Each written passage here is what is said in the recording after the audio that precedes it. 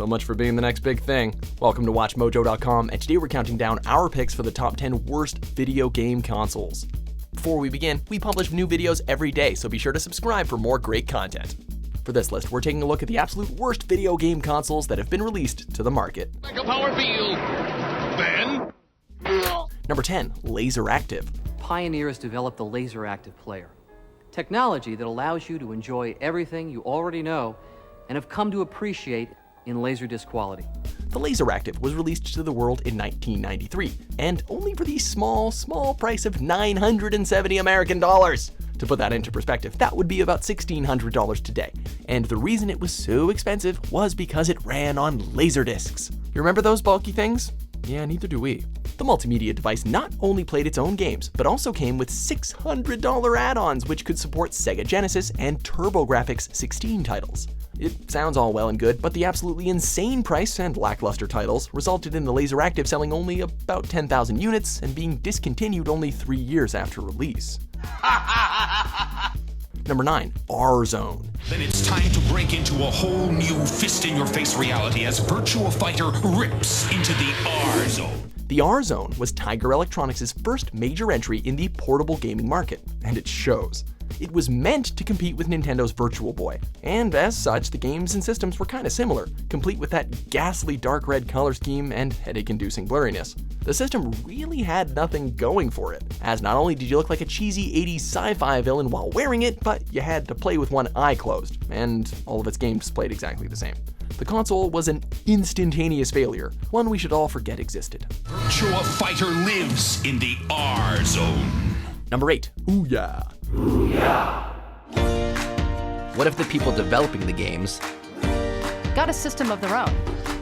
The Ouya had relative promise in the early days, touted as an Android-based micro-console which targeted casual gamers. Similar to the mobile market, the Ouya raised $8.5 million on Kickstarter, which at the time was the website's 5th highest grossing product. Unfortunately, the Ouya was lackluster, as the controller was beyond stupid, the system suffered from connectivity issues, and the games ran worse than they did on smartphones, leading many to wonder why they wouldn't just play the games on their phones instead. It was a commercial failure and was discontinued after 2 years. With over 600 games free to try, there's something for everyone. Number 7, HyperScan. Tom likes collector card games, and Jim likes video games. To make a truly great game, I was thinking you could combine them. The HyperScan was, well, let's face it, it was a terrible idea all around. It was meant to target the extremely niche demographic of 5 to 9-year-old boys, and retailed at only $69.99, a tempting incentive for families who perhaps couldn't get their hands on a more powerful console. The games looked like something you'd find on the Super Nintendo, but in 2006, when the console was released, these 5 titles, yes, 5 whole titles, looked pretty archaic. One of its gimmicks was that players could upgrade their characters using separately purchased cards. But this only added fuel to the fire. The console lasted 1 measly year. Beat it, creep! Number 6, Atari Jaguar. Sega Genesis is 16 bits, 3DO is 32 bits, the Atari Jaguar is 64 bits. Which is more advanced? Clifford! Well, at least it had a pretty good name. Back in 1993, hearing the name Atari Jaguar brought images of crisp and fast games, unlike anything we'd seen before. Jaguar! Jaguar! Jaguar! That was a lie. Atari advertised the Jaguar as being the first 64-bit console, a statement which was quickly criticized by some who deemed it untrue. While the system had a few impressive titles, few third parties partnered with Atari, deeming it too difficult to develop games for the stupid system. Due to the disappointing software and limited number of games, the Jaguar was a massive failure for Atari, and it was the last console they would ever develop.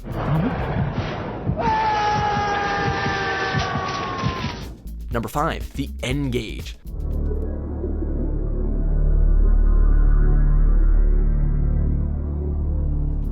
The classic taco phone. Yeah, that's right, we said phone. In 2003, when gamers were carrying both a phone and a handheld console, Nokia released this hybrid system, and seemingly failed at being both. First off, the battery blocked access to the cartridge slot, which made changing games a needless hassle. Most of those games, by the way, were terrible watered-down ports of better titles. Plus, the phone's speaker and microphone were placed on the rim of the phone rather than the face, meaning you had to hold the phone in an awkward way, which made you look pretty ridiculous in public. It was outsold by the Game Boy Advance 100-1, proving that gamers didn't mind carrying around that extra weight. Plus, the Game Boy Advance rocked. Come on, that clamshell design for the SP? Amazing.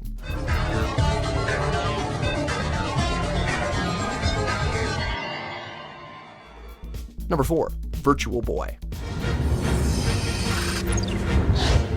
He had the moves, the punches. Nintendo's Virtual Boy. Pioneer ahead of its time, or just terrible. The latter. It's definitely the latter. It was touted as being the first console to feature stereoscopic 3D graphics, but that turned out to be nothing but a novelty and borderline lie, as the display was an ugly red and black, and the 3D was unimpressive to say the least. What makes matters worse is only 22 games were released, the console lacked portability, it gave players bad headaches, and it actually caused health concerns, with notable scientists declaring that long-term use could result in brain damage. So yeah, terrible console. Virtual Boy, see it now in 3D. Number 3, Gizmondo. The Gizmondo was a huge mess in every facet. Despite spending millions on promotion, it was difficult to get your hands on one of these suckers, as it was mostly sold at select shopping mall kiosks. Even if you did manage to get your hands on one, only 8 games were ever released in the US, and in Europe it launched with count it, one game. And all of them were terrible anyway. Amidst the low sales of the console, it was revealed that several executives in the company had criminal backgrounds with ties to the Swedish mafia, and the company soon went into bankruptcy. It flies and flies. He doesn't care much about principles, do you? Number 2, Atari 5200. Here's Pac-Man on ColecoVision. But here's Pac-Man for the Atari 5200 Super System. Now you're talking. The Atari 2600 is a thing of beauty, and arguably one of the most important consoles of all time. The 5200 is kind of a mess.